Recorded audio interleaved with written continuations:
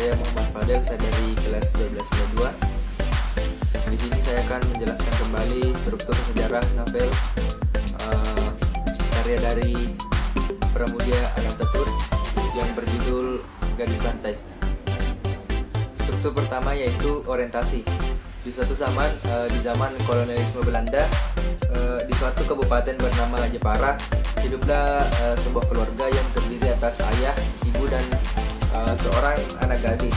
Anak gadis itu berusia 14 tahun dan tidak mempunyai nama. Namun orang-orang di kampung tersebut memanggil anak gadis tersebut dengan panggilan gadis pantai. Gadis pantai ini mempunyai tubuh yang mungil, kelopak mata yang sipit, dan kulit yang kuning langsat. Itu pengungkapan peristiwa. Karena kecantikan parasnya tersebut, ada seorang pembesar atau bangsawan yang hendak untuk memperistri gadis pantai. Bangsawan tersebut dijuluki Bendoro oleh para pengikutnya dan hamba-hamba sahaya oleh bangsawan tersebut. Sang Bendoro ini pun mengirim orangnya untuk menemui ayah gadis pantai untuk melakukan pernikahan. Ayah dari gadis ini menyetujui hal tersebut karena ia pikir dengan pernikahan ini ia dapat mengangkat derajat keluarganya. Namun ternyata gadis pantai hanya dijadikan sebagai istri percobaan atau istri sementara. Hal yang lumrah untuk dilakukan oleh bangsawan pada zaman itu sebelum ia menemukan wanita yang pantas untuk ia nikahi, wanita yang memiliki derajat dan kasta yang sama dengannya, yaitu sama-sama dari kalangan bangsawan.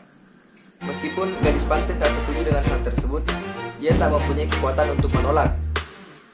Karena pada saat itu perempuan tidak mempunyai hak untuk memilih dengan siapa ia akan menikah dan tidak mempunyai hak untuk menentukan masa depannya. Struktur yang ketiga yaitu rising action. Akhirnya Bendoro pun menikah dengan gadis pantai ini. Setelah menikah, gadis pantai dibawa ke kota untuk tinggal bersama Bendoro dan hidup di sana. Kehidupannya di rumah ini sangat berbeda dari kehidupannya di desa, di mana di desa gadis pantai dapat dengan bebas pergi kemana saja. Sedangkan di rumah sebesar ini dia merasa seperti dikekang karena dilarang untuk pergi-pergi, bahkan untuk sekedar keluar dari kamarnya ia harus meminta izin terlebih dahulu kepada Bendoro. Si gadis pantai ini juga dilarang untuk berkomunikasi, bahkan untuk sekedar berkomunikasi kepada keluarganya ia harus minta izin kepada Bendoro.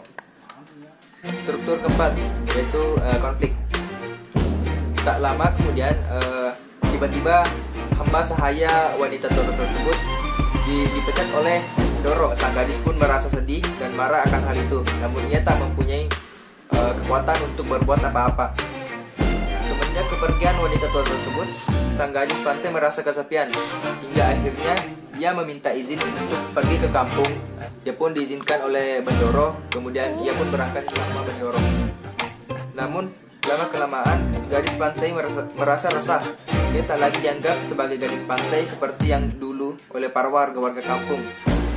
Ia dianggap seperti seorang bangsawan yang berbeda derajat dengan orang-orang di kampung tersebut. Gadis pantai tak suka dengan hal tersebut, karena menurutnya hal itu seakan membuat mereka ikut dengannya untuk kembali ke kampung halamannya. Setelah diusir, gadis pantai merasa malu dan tak pulang kembali ke kampung halamannya. Namun, dia justru pergi mencari wanita tua yang menemaninya dulu di